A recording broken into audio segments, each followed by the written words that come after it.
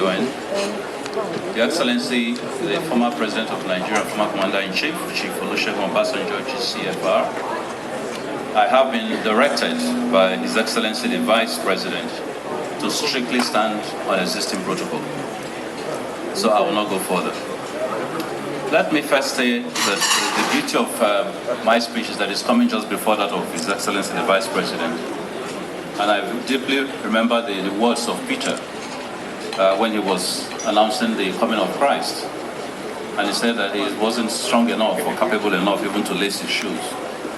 So he's a man with great rhetorical skills. I'm not going to try and compete with him. But more importantly, he has the power and audacity to deliver the federal government's message, which I do not have. So I'm going to keep this very quickly. But I recall the experience that I had when I had my first child, my daughter. And the tradition in my place is that your father gives the name of your first child. And so I went to see my father this very early morning and I said, what's going to be the name of my daughter? And he said, Yemi.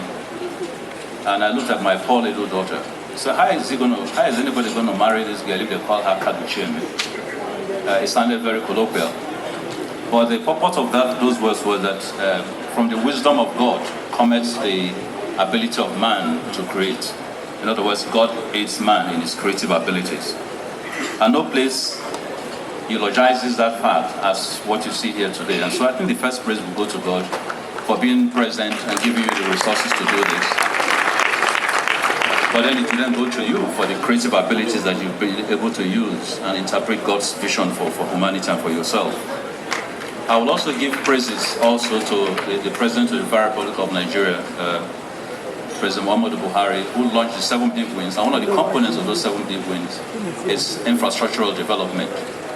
And finally, I will also give thanks to His Excellency the Vice President, who went on tours with me around the country, trying to establish security and trying to make sure that the Niger Delta crisis didn't loom out of hand. And it is from those today that we can afford to make the kind of investments that we see today.